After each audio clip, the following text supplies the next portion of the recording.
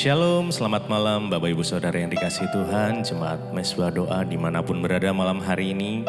Mari kita sama-sama mau satukan hati kita mau datang pada Tuhan. Mungkin setelah seharian beraktivitas, malam hari ini kita mau datang kembali kepada Tuhan. Kita mau bersyukur buat penyertaan Tuhan, perlindungan Tuhan, bahkan pertolongan Tuhan yang selalu nyata di dalam kehidupan kita. Mari sama-sama datang pada Tuhan. Satukan hati kita berdoa. Tuhan Yesus, terima kasih buat malam hari ini. Kami bersyukur Tuhan buat kebaikan-Mu, anugerah-Mu, rahmat-Mu yang selalu nyata di dalam kehidupan kami. Terima kasih kalau sampai malam hari ini Tuhan masih izinkan kami kembali lagi untuk menikmati hadirat Tuhan di dalam mesbah doa malam hari ini Tuhan. Biar kiranya kami buka hati kami mau menerima setiap yang baik dari Tuhan. Kami mau menikmati hadirat Tuhan, kami mau menikmati indahnya kasih-Mu Tuhan. Kami percaya apapun yang kami sedang alami, apapun situasi, kondisi yang saat ini kami alami, kami mau percaya penuh kepada Tuhan. Kami mau percaya Tuhan, saat kami mengetuk pintu, Engkau bukakan.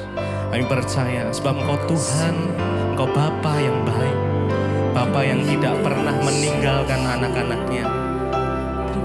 Engkau selalu ada untuk kami Tuhan. Terima kasih Tuhan. Malam hari ini Tuhan, mari datangi setiap kami dengan kasih-Mu, yes, dengan hadirat-Mu. Mari Roh Kudus lawat setiap kami. Terima kasih. Kami yang rindu, kami yang haus akan Tuhan boleh dipuaskan malam hari ini. Kami mengalami perjumpaan pribadi dengan Engkau Tuhan. Terima kasih Tuhan Yesus. Terima kasih. Oh Yesus. Mari buka hati kita datang pada Tuhan, sembah Dia. Yes, naikkan ucapan syukur-Mu, naikkan pujian-Mu, penyembahan-Mu. Yes. Dari dasar hati yang mengasihi Tuhan, mari datang. Ya, terima kasih Tuhan. Bilang terima kasih. Yes. Kami bersyukur Tuhan Yesus. Terima kasih. Terima kasih ya Tuhan. Engkau baik Yesus. Engkau sungguh baik.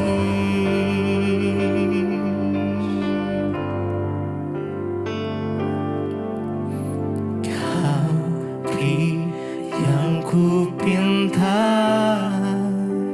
saat ku mencari, ku mendapatkan. Ku ketuk pintu-Mu dan Kau bukakan, sebab Kau Bapa-Ku, Bapa yang kekal. Takkan Kau biarkan aku melangkah hanya sendirian. Kau selalu ada bagiku, sebab Kau Bapa-Ku, Bapa yang kekal. Kau beri yang ku pinta, Kau beri yang ku pinta saat ku mencari. Ku mendapatkan, ku ketuk pintu-Mu dan Kau bukakan, sebab Kau Bapa yang kekal. Takkan Kau biarkan, Kau biarkan aku melangkah hanya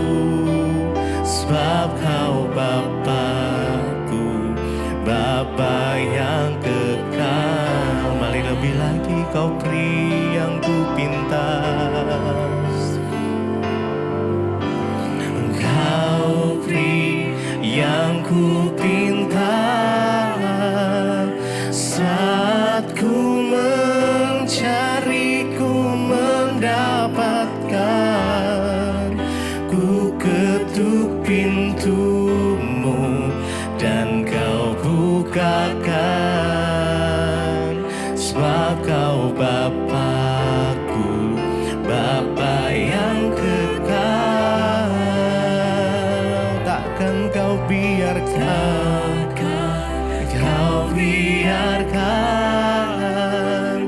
aku melangkah hanya sendirian. Kau selalu ada bagiku, sebab kau Bapakku, Bapa yang kekal. Mari dengan segenap hatimu datang pada Tuhan. Kau beri yang kupinta, kau beri yang kupinta. Saat ku mencari, ku mendapatkan. Ku ketuk pintumu dan kau bukakan, sebab kau Bapakku, Bapa yang kekal. Amin.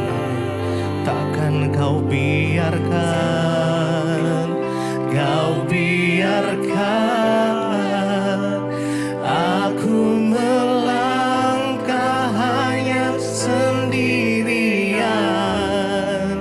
Kau selalu ada bagiku, sebab kau Bapakku, Bapa yang kekal. Terima kasih buat kasih-Mu, buat kesetiaan-Mu. Terima kasih ya Tuhan, Engkau selalu ada buat kami. Tak pernah sedetik pun Kau tinggalkan kami Tuhan. Kesetiaan-Mu sungguh terbukti di sepanjang hidup kami. Terima kasih. Kami mau nikmati kebaikan-Mu malam ini. Terima kasih. Terima kasih Tuhan. Terima kasih. Kau beri yang ku pinta, saat ku mencari, ku mendapatkan. Ku ketuk pintumu dan kau bukakan, sebab kau Bapakku, Bapa yang kekal. Takkan kau biarkan aku melangkah hanya sendirian.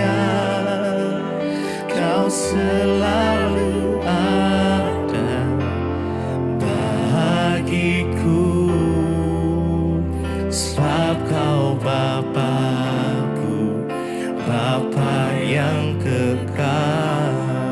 Kau beri yang ku pinta, kau beri yang ku pinta. Mari rasakan kasih Tuhan boleh mengalir. Ku mendapatkan, ku ketuk pintu, yes. Dan kau bukakan, sebab kau Bapakku, Bapa yang kekal. Takkan kau biarkan aku melangkah hanya sendirian. Kau selalu ada bagiku, sebab kau Bapakku, Bapa yang kekal. Kasih Tuhan. Engkau mendengar lebih dari yang kami doakan Tuhan. Engkau menjawab lebih dari yang kami harapkan. Karena kami mau percaya penuh kepadamu. Yesus mendengar lebih dari yang kudoakan. Yesus menjawab lebih dari yang kuharapkan. Dengan caranya, amin. Di waktu yang tepat, ku kan melihat Dia jadikan semua. Yesus mendengar lebih dari yang ku doakan. Yesus menjawab lebih dari yang ku harapkan. Dengan caranya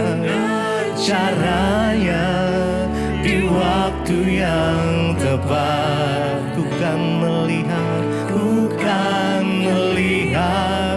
Dia jadikan semua. Yesus mendengar lebih dari yang ku doakan. Amin. Yesus menjawab lebih dari yang ku harapkan. Dengan caranya, di waktu yang tepat, ku kan melihat Dia jadikan semua. Yesus mendengar lebih dari yang ku doakan. Yesus menjawab lebih dari yang ku harapkan. Amin.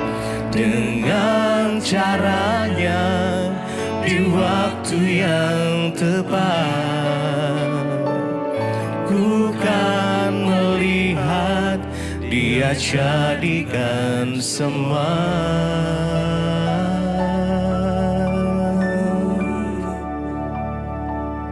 Terima kasih Bapa, kami mengucap syukur buat malam hari ini. Anugerah Tuhan melimpah atas setiap kami. Kami percaya Bapa, anugerah-Mu melimpah atas setiap kami malam hari ini. Kami berdoa mengucap syukur buat setiap anugerah Tuhan. Kami membuka hati kami untuk kebenaran firman Tuhan. Berbicara bagi kami dan sampaikan isi hati-Mu bagi kami. Di dalam nama Tuhan Yesus kami berucap syukur. Haleluya. Amin, amin, amin. Ya, shalom Bapak Ibu yang terkasih, seluruh jemaat di mana saja berada yang menyaksikan dan mengikuti ibadah ini. Saya percaya anugerah Tuhan melimpah atas setiap kita, dan biarlah kita senantiasa terus ada dalam kehidupan pujian penyembahan bersama dengan Tuhan, karena itulah kekuatan kita di dalam dunia yang semakin singkat ini, di hari-hari yang terakhir. Baik saudara, kita akan sama-sama belajar firman Tuhan, dan hari ini saya ambil dari Injil Yohanes pasal yang keempat tentang percakapan dengan perempuan Samaria. Saya berdoa kita mendapatkan sesuatu dari firman Tuhan ini yang akan menjadikan kekuatan bagi setiap kita, dan akan ada wawasan yang baru dari firman Tuhan yang akan mengubahkan hidup kita semua. Firman Tuhan, Injil Yohanes pasal yang keempat, percakapan dengan perempuan Samaria. Ayat yang pertama, ketika Tuhan Yesus mengetahui bahwa orang-orang Farisi telah mendengar bahwa ia memperoleh dan membaptis murid lebih banyak daripada Yohanes, meskipun Yesus sendiri tidak membaptis melainkan murid-muridnya. Ia pun meninggalkan Yudea dan kembali lagi ke Galilea. Ia harus melintasi daerah Samaria.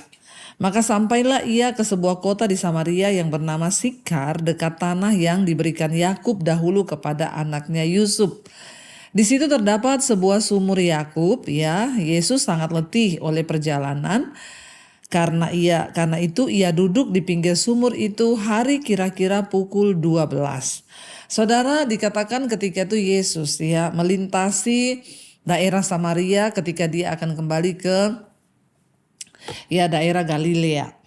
Dan dikatakan di sana ketika Yesus tiba di sebuah sumur, yaitu adalah sumur Yakub, yang dahulu Yakub pernah hidup dari sumur itu dan ternaknya, dan sumur itu dulu diberikan kepada Yusuf anaknya. Lalu di situ Tuhan Yesus tiba di sumur itu kira-kira pukul 12 siang, saudara. Ya, jam 12 siang itu biasanya orang lagi tidak datang ke sumur karena itu sudah siang. Sumur itu adalah satu tempat di mana orang dapat mengambil air, dan sumur itu biasanya ramai hanya di jam-jam tertentu. Ya, di jam-jam ketika orang membutuhkan air, biasanya itu pagi dan sore menjelang malam. Pada pagi hari orang akan datang ke sumur. Kenapa? Karena mereka akan memulai aktivitas mandi, mencuci, memasak, dan lain sebagainya. Itu sangat membutuhkan air di pagi hari. Sebaliknya, ketika malam hari, sore menjelang malam, itu juga orang akan datang ke sumur. Kenapa? Karena mereka akan mandi dan menyelesaikan segala aktivitas pada hari itu dan akan masuk kepada malam hari. Jadi orang datang ke sumur itu ada 2 jam yang sangat penting, yaitu pagi dan juga sore hari. Ketika Yesus tiba di sumur itu jam 12 siang, ya. Kalau siang itu biasanya apalagi di daerah padang gurun itu pasti panas sekali, saudara, dan pasti sepi, sumur tidak ada orang, ya. Yesus tiba di sumur itu jam 12 siang. Alkitab itu bukan bukan tidak kebetulan atau tidak juga kurang kerjaan mencatat jam di mana Yesus datang. Karena semua tanggal, semua waktu, semua angka di Alkitab itu mengandung arti dan makna yang dalam apabila kita mau menggalinya. Di sini dicatat bahwa Yesus datang dan sampai di sumur itu kira-kira pukul 12 siang. Itu adalah jam-jam di mana orang tidak datang ke sumur, ya. Dan ketika Yesus tiba di sumur itu, ayat 7 berkata, datanglah seorang perempuan Samaria hendak menimba air. Dan kata Yesus kepadanya, berilah aku minum. Ada yang aneh, saudara, dengan perempuan ini. Mengapa dia datang di jam 12 siang? Di saat sumur sedang sepi, dan rasanya itu bukanlah waktu yang tepat untuk orang datang ke sumur. Tapi perempuan ini datang di jam 12 siang, kata firman Tuhan. Lalu perempuan ini datang, dia menimba air. Lalu Yesus berjumpa dengan perempuan ini. Setiap kisah di dalam Alkitab itu bukanlah terjadi secara kebetulan. Pasti ada tujuannya dan pasti ada nilai yang bisa kita pelajari dari setiap kisah yang tercatat di dalam Alkitab. Dan di sana dikatakan perempuan ini datang hendak menimba air untuk kebutuhannya. Lalu Yesus berkata kepadanya, berilah aku minum. Saya percaya bukan secara kebetulan dan Yesus bukan tidak tahu. Karena Yesus adalah Tuhan, dia berkuasa, dia maha tahu dan dia tahu segalanya. Yesus tahu kalau di jam 12 siang itu akan datang seorang wanita ke sumur itu, saudara. Makanya perhatikan, tidak ada sesuatu yang terjadi secara kebetulan di hidup kita, termasuk peristiwa ini. Yesus sengaja mampir di sana jam 12 siang karena Yesus tahu akan datang seseorang yang akan menimba air di sana, dan ternyata itu adalah wanita dan perempuan Samaria ini. Yesus berkata, berilah aku minum. Sebab murid-muridnya telah pergi ke kota untuk membeli makanan. Yesus sendirian di sumur itu. Murid-muridnya lagi pergi ke kota untuk mencari makan. Maka kata perempuan Samaria itu kepadanya, masakan engkau seorang Yahudi minta minum kepadaku seorang Samaria? Sebab memang saat itu orang Yahudi tidak bergaul dengan orang Samaria. Pada zaman itu pantang, saudara, bagi orang Yahudi untuk bergaul, berbicara kepada orang Samaria. Demikian sebaliknya. Jadi mereka bermusuhan. Tidak boleh omongan, tidak boleh bertegur sapa, apalagi meminta sesuatu. Makanya wanita ini berkata, engkau kan orang Yahudi. Masa engkau minta minum kepada orang Samaria? Dan dikatakan di sana bahwa ketika itu, wanita ini menjawab Yesus, saudara. Dia berkata, masa engkau orang Yahudi minta air kepada orang Samaria? Yesus menjawab kepada dia, jikalau engkau tahu tentang karunia Allah, dan siapakah dia yang berkata kepadamu, berilah aku minum, niscaya engkau telah meminta kepadanya, dan ia telah memberikan kepadamu air hidup. Yesus menjawab wanita ini dengan berkata, jikalau engkau tahu tentang karunia Allah.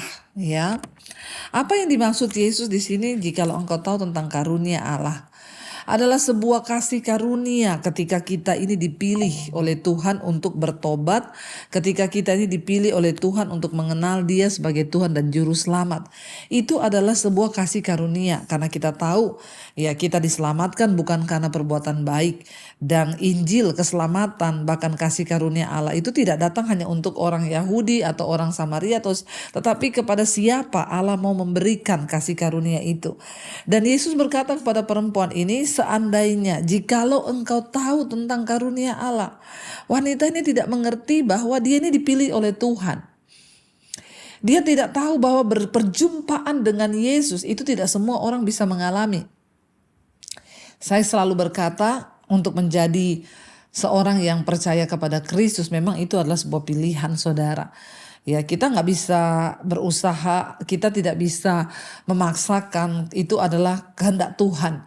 Makanya perempuan ini tidak tahu bahwa adalah sebuah kasih karunia ketika Yesus itu datang menemuinya, karena tidak sembarang orang ya bisa berjumpa dengan Tuhan Yesus kalau nggak dipilih oleh Tuhan. Ya, dan Yesus berkata pada perempuan ini, jikalau engkau tahu tentang karunia Allah dan dengan siapa yang berkata kepadamu ini beri aku minum, maka aku percaya engkau telah meminta kepadanya ya, dan ia akan memberikan kepadamu air hidup. Ya, saudara, bukan secara kebetulan Tuhan memilih wanita ini.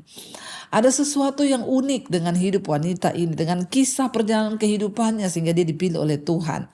Ya, dan memang Tuhan tuh memilih ya, dia tidak pandang masa lalu kita, dia nggak lihat ya kekotoran kita, dia nggak lihat dosa kita.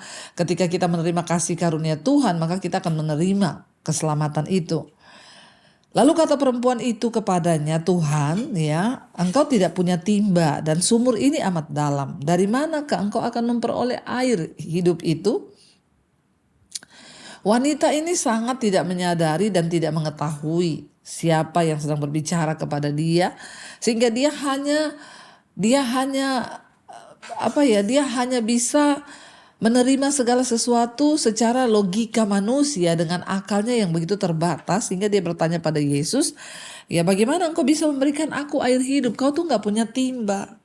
Sumur ini begitu dalam. Orang, saudara, ketika belum mengenal Tuhan, belum menerima hikmat Tuhan, maka dia hanya bisa menilai segala sesuatu itu dengan logikanya sebagai manusia. Belum memiliki hikmat yang dalam untuk mengetahui rahasia ilahi dari setiap peristiwa. Bahwa yang Yesus maksudkan di sini bukanlah air dari sumur itu, tetapi ada air yang lain yang sesungguhnya lebih dia butuhkan. Ada air yang lain yang sesungguhnya dibutuhkan oleh manusia di dunia ini, dan itu disebut air hidup, saudara ya. Dan itu tidak bisa diperoleh dengan timba.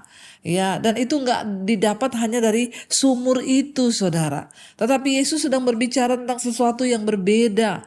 Air yang akan memberikan kepuasan yang kekal.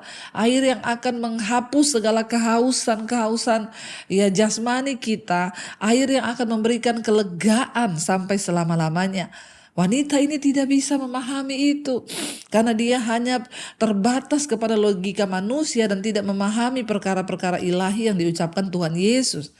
Ketika kita ini, saudara, belum dipenuhi oleh Roh Kudus, ketika kita ini tidak sungguh-sungguh mengenal Tuhan, maka kita tidak akan bisa memahami segala peristiwa yang terjadi dari hidup kita ini dengan hikmat ilahi. Kita nggak akan paham. Hanya ketika kita berjumpa dengan Yesus, menerima Dia, meminta karunia Roh Kudus turun atas hidup kita, barulah kita bisa memiliki pengertian ilahi untuk bisa ya memahami segala sesuatu juga secara ilahi. Perempuan ini tidak tahu, dia bilang bagaimana mungkin kau gak punya timba, sumur ini dalam. Dari mana kau bisa memperoleh air hidup itu? Ya, kata perempuan ini kepada Yesus. Adakah engkau lebih besar, dia bilang. Adakah engkau lebih besar daripada bapa kami Yakub yang memberikan sumur ini kepada kami dan yang telah minum sendiri dari dalamnya, ia serta anak-anaknya dan ternaknya? Ya, wanita ini kembali membandingkan Yesus dengan Yakub. Dia bilang, apakah kamu lebih hebat dari Yakub yang punya sumur ini, yang menemukan ya sumber mata air ini, yang sudah minum daripada sumur ini dan dia dan anaknya serta juga ternaknya? Jawab Yesus kepadanya, Barang siapa minum air ini, ia akan haus lagi. Tetapi barang siapa minum air yang akan kuberikan kepadanya, ia tidak akan haus untuk selama-lamanya. Sebaliknya, air yang akan kuberikan kepadanya akan menjadi mata air di dalam dirinya yang terus-menerus memancar sampai kepada hidup yang kekal. Saudara, air bicara tentang sumber kehidupan. Seringkali banyak manusia berpikir hal-hal duniawi yang menurut logika manusianya ketika dia dapatkan maka itu akan cukup memuaskan hidupnya. Seringkali kita berpikir harta bisa memuaskan kita. Seringkali kita berpikir jabatan, kedudukan, bahkan deposit kita atau apapun itu bisa menjamin kebahagiaan dan kepuasan dari kita. Tetapi sesungguhnya saudara, tidak ada satupun di dunia ini yang bisa memuaskan jiwa manusia selain daripada Tuhan. Air hidup yang kita dapat dari Tuhan. Air yang kita dapat dari Allah, dari Kristus itulah yang akan membawa kelegaan, karena harta saja tidak cukup untuk memberi kelegaan dan memang tidak bisa.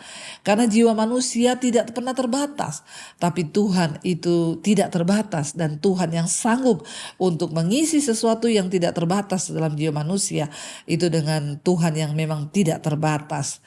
Yesus berkata, kalau kamu minum air dari sumur ini kamu akan haus lagi. Tapi kalau kamu minum air kehidupan yang akan aku berikan kepadamu, maka air itu akan memuaskan engkau sampai pada kekekalan. Dan air itu akan terus menjadi mata air. Bahkan bukan hanya engkau yang akan merasa puas, tapi air itu akan menjadi mata air yang akan keluar dari dirimu. Bahkan hidupmu itu bisa menjadi berkat buat orang lain. Engkau bisa memberi kehidupan kepada orang lain kalau engkau menerima air kehidupan itu. Ayat 15, kata perempuan itu kepadanya, Tuhan, berikanlah aku air itu supaya aku tidak haus dan tidak usah datang lagi ke sini untuk menimba air. Perempuan ini terus memikirkan sesuatu dengan logika manusia. Dan memang perempuan ini memang masih mencari kepuasan, saudara, secara jasmani. Makanya dia bilang, berikanlah aku air itu supaya aku tidak haus dan aku gak perlu datang lagi ke sini. Dia hanya memikirkan sesuatu yang ada di depan mata. Dia pikir air dan dia gak usah datang-datang ke sumur itu lagi untuk menimba air, karena dia sudah tidak akan haus secara manusia, kehausan seperti layaknya manusia yang lain. Dia hanya memikirkan sesuatu yang begitu sangat terbatas, tapi Tuhan memberi sesuatu yang tidak terbatas kepada dia, saudara. Kata Yesus kepadanya ketika dia mau dan berkata, oke Tuhan, aku mau, beri aku air itu. Perhatikan saudara, Tuhan itu bukan tidak bisa untuk menjamah kita secara pribadi. Tapi Tuhan itu gak pernah memaksakan kehendaknya atas kehidupan seseorang. Dia harus meminta.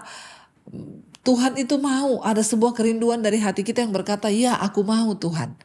Kita tidak akan pernah bisa mengalami hal-hal yang supranatural. Kita gak akan bisa memiliki hikmat ilahi untuk memahami Tuhan kalau tidak ada kerinduan dari hati kita yang berkata, ya Tuhan aku mau. Tuhan gak pernah memaksakan kehendaknya, saudara, karena kita diciptakan dengan kehendak bebas. Kita bisa memilih apa saja. Tapi yang Tuhan mau hari ini adalah kita datang kepada Dia dan berkata, Tuhan aku mau, berikan aku air hidup itu.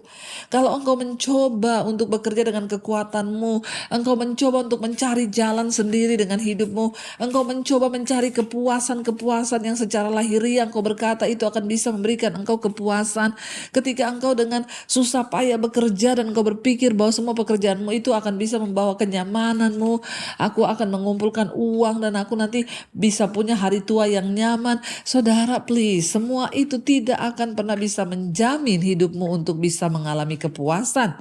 Hanya ketika engkau datang kepada Yesus berkata, ya Tuhan, aku mau minum daripada airmu itu. Tuhan tunggu hari ini engkau untuk datang kepada Dia secara pribadi. Kenapa saya selalu berkata cari Tuhan, tidak usah titip doa kepada manusia. Ketika engkau ada masalah, masuk ke dalam kamarmu, tutup pintu dan berlutut, cari wajah Tuhan. Ketika engkau mencari Tuhan, firman Tuhan bilang, orang yang mencari aku akan menemukan aku. Carilah Tuhan selama Ia berkenan untuk ditemui.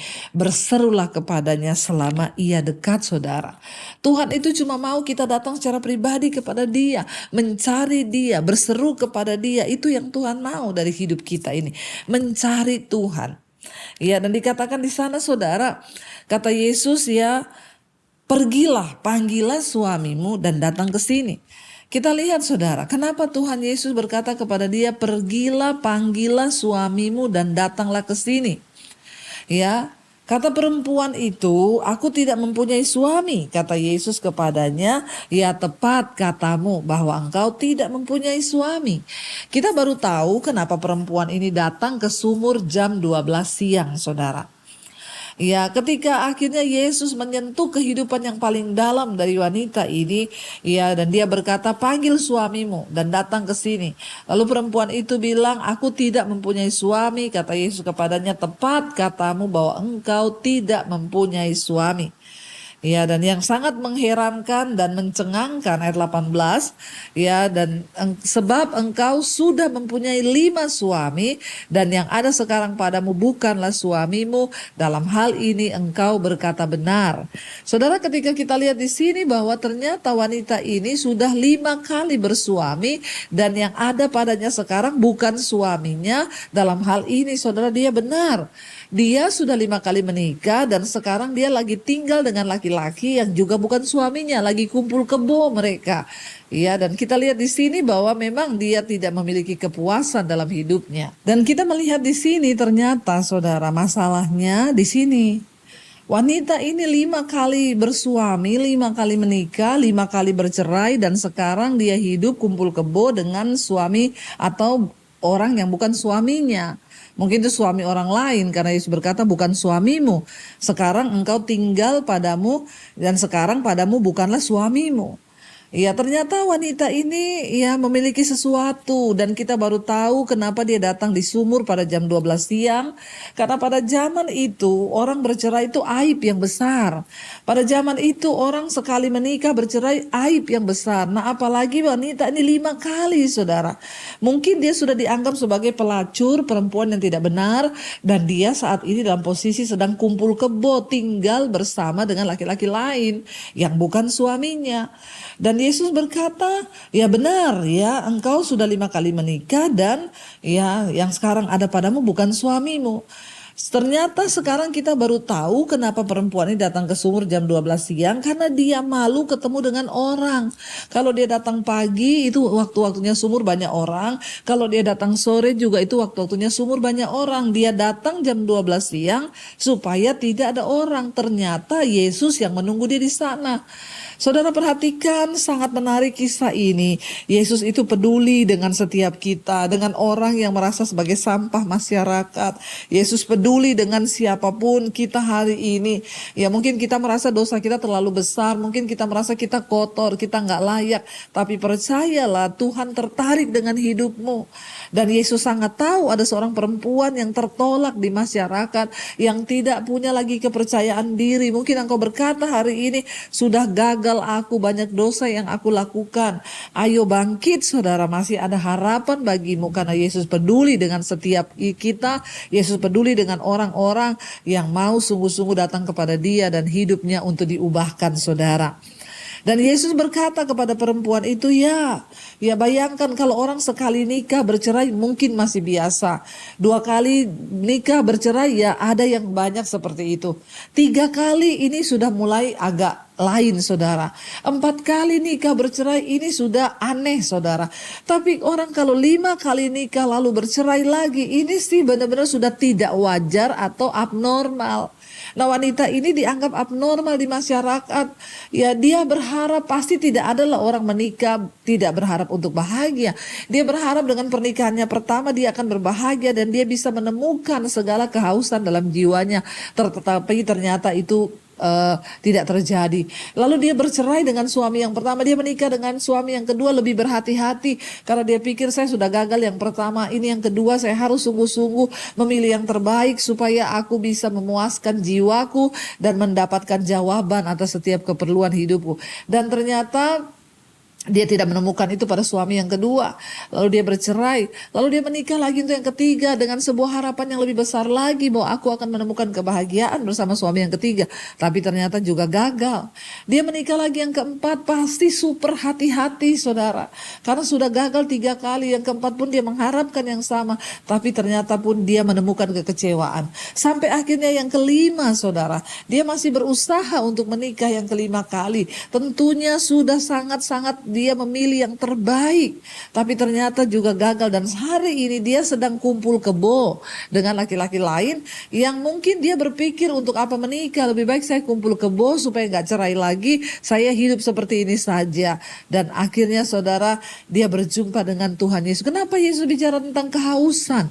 Kenapa Yesus berkata kalau engkau memperoleh air hidup itu, maka engkau tidak akan haus lagi, akan ada kepuasan dalam dirimu. Setiap manusia memiliki kepuasan yang berbeda-beda dalam kehidupannya. Hari ini apa yang sedang kau cari? Hari ini dahaga apa yang sedang kau coba penuhi? Ada orang yang haus akan perhatian, ada orang yang haus akan uang, ada orang yang haus, tetapi percayalah semua kehausan itu hanya sesuatu yang sifatnya sementara dan duniawi yang tidak akan pernah memberikan kepadamu kepuasan yang kekal. Hanya Tuhan yang sanggup memberikan kita kepuasan yang kekal ketika kita datang kepada Dia dan meminum air itu. Ayat 19 kata perempuan itu kepadanya, Tuhan nyata benar sekarang padaku bahwa engkau seorang nabi. Ya, perempuan ini mulai berpikir siapa orang ini saudara. Kenapa dia bisa mengetahui apa yang sedang terjadi dengan hidupku? Perempuan ini merasa heran. Ya, tetapi mulai keluar sebuah pernyataan dari dirinya bahwa engkau ini bukan orang biasa. Pada zaman itu nabi dianggap seseorang yang sangat luar biasa, seorang utusan Tuhan. Ya, dan wanita ini berkata, nenek moyang kami menyembah di atas gunung ini, tetapi kamu katakan bahwa Yerusalemlah tempat orang menyembah. Zaman dulu saudara, orang Yahudi kalau pergi menyembah, mereka akan datang ke Yerusalem sebagai kota kudus. Di sana ada bait Allah, tempat orang berjumpa dengan Tuhan. Orang Samaria, suku-suku yang lain akan mencari Tuhan di gunung, di tempat yang tinggi. Karena memang pada zaman dulu Tuhan sering menampakkan dirinya di gunung-gunung, di tempat yang tinggi. Tetapi kata Yesus kepadanya, 21, percayalah kepadaku hai perempuan, saatnya akan tiba bahwa kamu akan menyembah Bapa bukan di gunung ini dan bukan juga di Yerusalem. Ya, kenapa Yesus berkata demikian saudara? Ya, Yerusalem dulu memang Tuhan pernah hadir di sana. Ada bait Allah di sana. Ya, dan dulu pada zaman dulu orang kalau ketemu Tuhan harus datang ke Yerusalem membawa persembahan kambing, domba, darahnya dicurahkan supaya orang bisa ketemu Tuhan lewat perantaraan imam. Itu pun hanya setahun sekali, imam besar yang boleh masuk. Dan kalau imam itu kudus maka persembahannya diterima. Kalau imamnya enggak kudus, imamnya akan mati dan persembahan darah itu tidak diterima. Betapa sulitnya dulu orang ingin ketemu Tuhan. Betapa sulitnya dulu orang ingin mencari pengampunan dosa. Tetapi darah Kristus yang tercurah. Yesus berkata, aku akan merobohkan bait Allah ini dan akan membangunnya kembali dalam waktu 3 hari. Ini adalah sebuah pernyataan Yesus bahwa satu saat engkau tidak perlu lagi datang menyembah ke Yerusalem. Karena ada darah Kristus yang sudah tersedia bagimu. Engkau gak perlu mencari Allah di gunung sebab Tuhan bukanlah Tuhan yang jauh. Ketika lewat perantaraan Kristus mati di atas kayu salib, Tuhan menjadi dekat dan tabir bait suci itu terbelah menjadi 2 ketika Yesus mati di atas kayu salib. Inilah yang dimaksud oleh Tuhan Yesus. Untuk bisa mencari Tuhan kita gak perlu pergi ke Yerusalem. Kita pergi ke Yerusalem hanya untuk bersiarah, melihat tempat-tempat bersejarah di mana Tuhan pernah ada.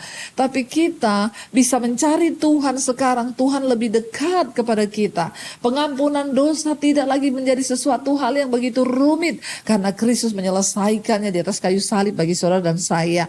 Yesus berkata ayat 22, kamu menyembah apa yang tidak kamu kenal, kami menyembah apa yang kami kenal, sebab keselamatan datang dari bangsa Yahudi. Ya, penyembahan berbicara tentang pengenalan yang benar akan Tuhan. Kita nggak mungkin bisa menyembah Tuhan kalau kita nggak mengenal Dia dengan benar.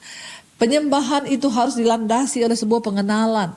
Ya, kalau kita mengenal Tuhan secara pribadi, berjumpa secara pribadi dengan Yesus, barulah kita bisa mengenal dan menyembah Allah dengan benar. Ya, penyembahan lahir dari pengenalan secara pribadi akan Tuhan. Wanita ini berjumpa dengan Tuhan Yesus secara pribadi, dan itu yang bisa membuat dia akhirnya menjadi seorang penyembah, karena dia boleh berjumpa dengan Tuhan Yesus, dia mengenal Tuhan Yesus secara pribadi, saudara.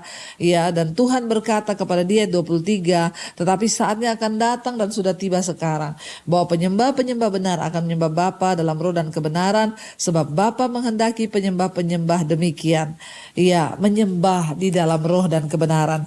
Wanita ini harus diubah dulu, harus dipulihkan dulu dari segi rohnya, ya, dan dia dibenarkan dulu dari kehidupannya, di mana Yesus menelanjangi bahwa dia sudah 5 kali menikah dan hari ini dia kumpul kebo. Karena Tuhan mencari penyembah-penyembah yang menyembah Bapa di dalam roh dan kebenaran. Kita nggak bisa menyembah Bapa sementara kita masih terus hidup dalam dosa. Tuhan tidak pernah menghitung dan memperhitungkan dosa kita di masa lampau. Tetapi hidup kita yang hari ini, waktu kita sudah menerima Tuhan Yesus, dosa-dosa masa lalu kita sudah diampuni. Maka hari ini kita harus sungguh-sungguh berdiri dalam kebenaran dan berkata, Tuhan, kami ingin menjadi penyembah yang benar, yang menyembah Engkau di dalam roh dan kebenaran. Wanita ini dijamah dari rohnya dulu, dan dia hidupnya dibenarkan sehingga dia bisa menjadi penyembah yang benar, yang menyembah Bapa dalam roh dan kebenaran. Ayat 24 Yesus berkata, Allah itu roh, dan barang siapa menyembah dia harus menyembahnya dalam roh dan kebenaran.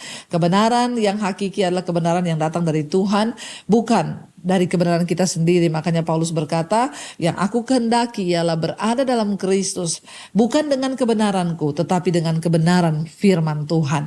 Mari hari-hari ini kita landasi hidup kita dengan kebenaran firman Tuhan, supaya kita tidak membangun kebenaran kita sendiri, tetapi kita berdiri atas dasar kebenaran dari firman Tuhan, saudara. Jawab perempuan itu, ayat 25, jawab perempuan itu kepadanya, aku tahu bahwa Mesias akan datang, yang disebut juga Kristus. Apabila ia datang, ia akan memberitakan segala sesuatu kepada kami. Ternyata perempuan ini sudah mendengar bahwa Kristus itu adalah Mesias yang akan datang. Mereka telah menerima janji akan kedatangan Kristus bahkan dari zaman perjanjian lama.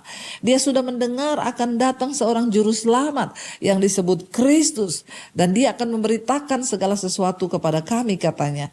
26 kata Yesus kepadanya, akulah dia yang sedang berkata-kata dengan engkau. Yesus akhirnya memperkenalkan dirinya kepada wanita ini, bahwa aku adalah Kristus, sang juru selamat, sang Mesias yang dinantikan semua orang. Pada waktu itu datanglah murid-muridnya, dan mereka heran bahwa ia sedang bercakap-cakap dengan seorang perempuan.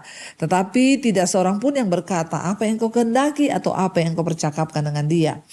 28, maka perempuan itu meninggalkan tempayannya di situ, lalu pergi ke kota dan berkata kepada orang-orang yang di situ.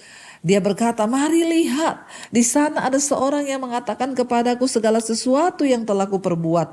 Mungkinkah dia Kristus itu? Maka perempuan itu pergi keluar kota, lalu datang. Maka mereka pun pergi keluar kota dan datang menyembah, datang kepada Yesus, saudara. Ya, saudara, kita lihat. Perempuan yang tadinya ini tidak mau berjumpa dengan orang, dia datang di sumur jam 12 siang saat gak ada orang. Waktu dia ketemu Tuhan Yesus dan tahu bahwa Yesus adalah Tuhan yang berkuasa, dia tidak malu lagi. Dia tinggalkan di situ tempayannya, timbanya, dia lari ke kota, saudara. Dan dia menceritakan apa yang dia alami bersama Tuhan. Dia menceritakan bahwa dia ketemu seseorang yang tahu segala dosa yang dia perbuat. Dia ketemu seseorang yang memberikan hidup yang baru kepada dia.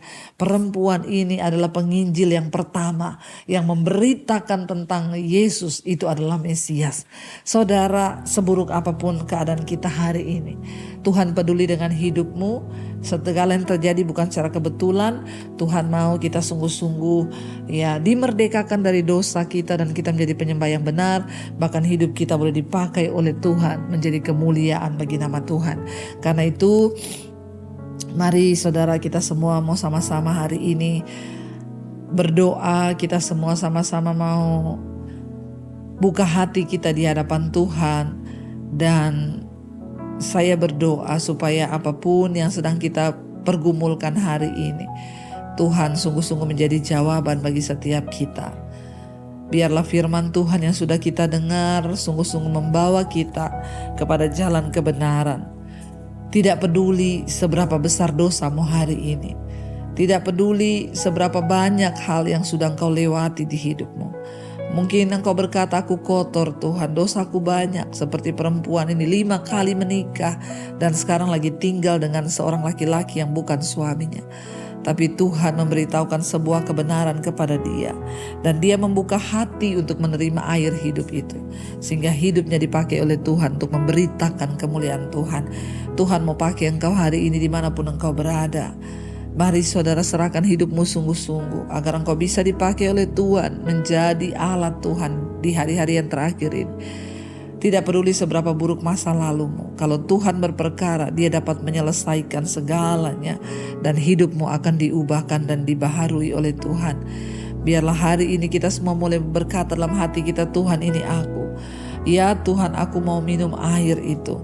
Biarlah Engkau berikan air kehidupan itu kepadaku, supaya kami tidak haus lagi. Semua dahaga-dahaga kami, kehausan kami mungkin akan perhatian, akan kasih sayang, akan uang yang selama ini kami cari dan kami berpikir itu akan memberikan kepuasan bagi kami. Kami bertobat hari ini Tuhan. Kami mau sungguh-sungguh percaya dan berkata bahwa hanya di dalam Yesus ada kepuasan yang akan sampai pada kekekalan. Terima kasih Bapa. Biarlah Engkau buka hatimu hari ini saudara untuk menerima kasih karunia Tuhan. Agar hidupmu dipenuhi dengan air hidup itu dan engkau boleh dipuaskan oleh Tuhan. Kami percaya Tuhan Yesus, ikuti doa saya.